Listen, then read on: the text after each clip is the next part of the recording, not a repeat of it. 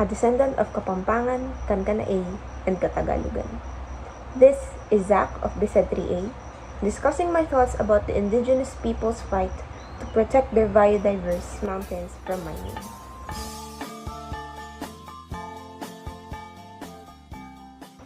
The article read evokes both admiration and concern. It is inspiring to see the resilience and unity of the Tagbanwa people in Palawan when it comes to protecting their land. But it is also frustrating to see that how their ancestral rights are being threatened by mining interests for global demands. As said by the locals, even if we say it is responsible mining, it still has effects. The community loses out in mining. Why? Because who benefits from mining? The capitalists and a few workers. I learned that Palawan is still a prospect locale for wildlife protection and species preservation. Now we all know that Palawan is the home to various flora and fauna species, which is why, cited in the article, the fact that this landscape remains under search is even more concerning, as it suggests that some wildlife unknown to science could be wiped out as forests are cleared in search for some minerals. Now, as a student who lacks the opportunities and resources to help out, here are some of the things that I have listed as to how I can help the indigenous communities. First of all, is educating myself of their history and also their present time issues.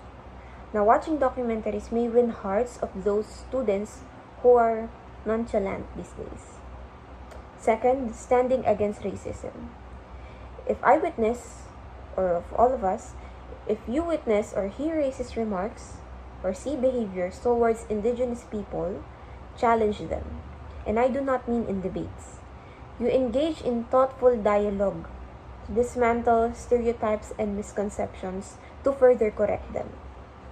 Third, visit places that shows artistry. Yan, nauuso ngayon yung pagpunta sa Baguio, mga La Union, Isabela. I highly urge you to travel, to indulge in their culture. Fourth, to keep their culture alive, you may try to learn a specific language that are endangered.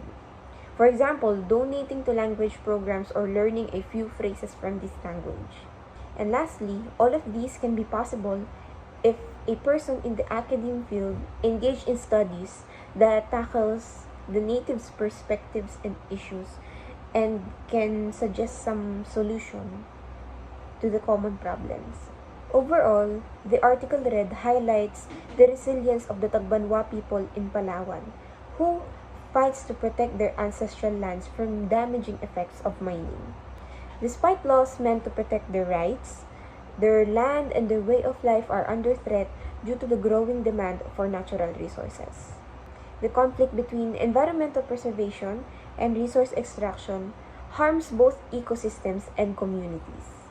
The article also emphasizes the importance of educating ourselves about indigenous issues, standing against racism, and supporting efforts to preserve indigenous culture and language. To sum it up, it calls for greater awareness and action to support indigenous people's rights and their environmental conservation.